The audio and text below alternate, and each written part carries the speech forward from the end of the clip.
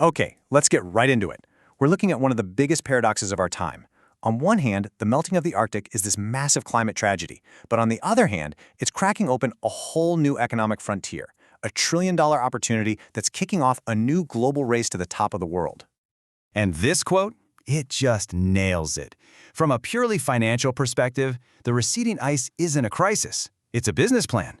It's the key that could literally rewrite the rules of global trade and energy for the next century.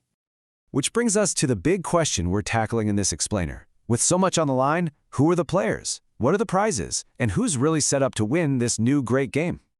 So the first major impact, the first big shockwave, is hitting global trade. The melting ice is literally creating a new ocean, and with it, brand new ways to move stuff around the planet that are faster and a whole lot cheaper. And that brings us to the Northern Sea Route, or the NSR. For centuries, this was basically a myth, a frozen, impassable wasteland. But now, as the ice pulls back, this passage along Russia's northern coast is quickly becoming a real and incredibly valuable shipping lane. And the difference it makes is just staggering. If you're a ship going from, say, Shanghai to Rotterdam, the NSR is about a third shorter than going through the Suez Canal. That shaves off anywhere from 14 to 20 days of travel time. And in the world of shipping, where every single day costs a fortune, that isn't just an improvement, it's a revolution. And just think about how disruptive that is. The Suez Canal, right, one of the most critical choke points in the entire global economy, could see its traffic plummet by as much as 2/3. This isn't just about a new shortcut. It's a fundamental challenge to the way global trade has worked for decades. So what you end up with is a new economic pecking order. Countries in East Asia and Northwestern Europe, the ones best positioned to use this new route, are looking at permanent boosts to their GDP. But on the flip side, economies in Southern and Eastern Europe, who are kind of left out of this new artery of trade, could actually see a decline. But okay, that's just the shipping lanes. That's only half the story. The other massive prize in this gold rush is what's hiding under the water.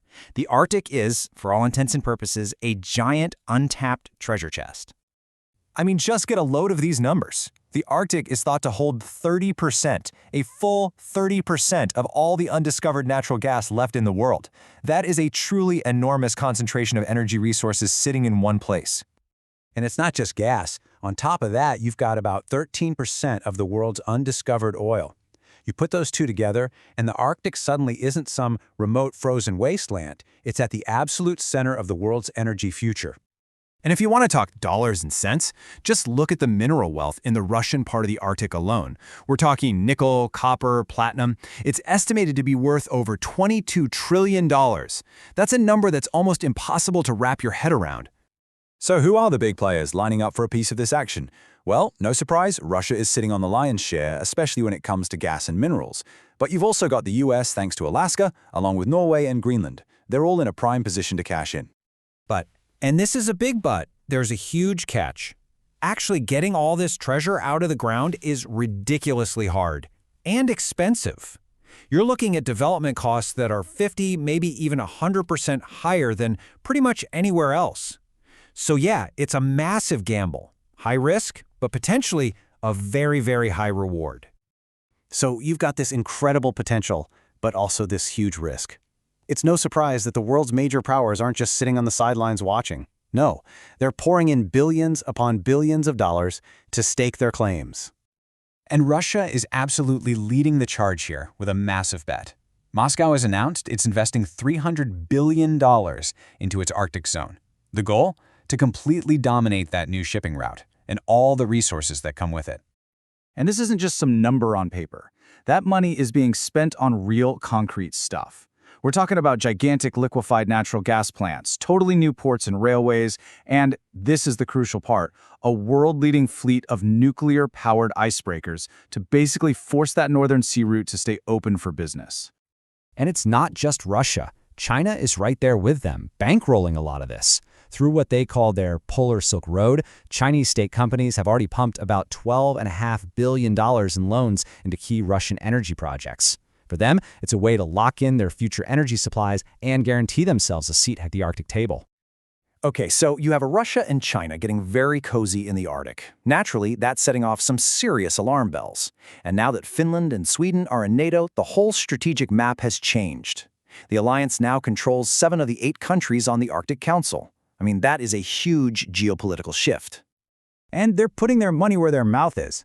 That 2% of GDP defense spending goal you hear about, a big chunk of that is going towards modernizing their forces specifically for the High North, another name for this critical region. We're talking new jets, new submarines, everything you need to operate in that incredibly harsh environment. So, you've got the new trade routes, the resource rush, and now a military buildup. All of this is leading to one final, really big question for this part of the world. But in all this talk about great powers and geopolitics, there's a group of people that almost always gets forgotten. The indigenous communities who have called the Arctic home for millennia. For them, this isn't some exciting gold rush.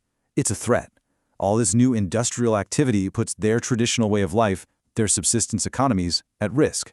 Their cultural heritage is on the line. And let's be honest, the enormous profits being pulled from their land, they rarely see a fair share of it. All right, so let's just step back and look at the path we're on. First, you have trillions of dollars in potential profit on the table. That's the bait. Second, billions in real money have already been invested to go after that bait. And third, to protect those investments, the major world powers are moving in their militaries. Which brings us right back to the biggest question of all. With this much money and this much global power on the line, are we just watching a new Cold War brew at the very top of the world?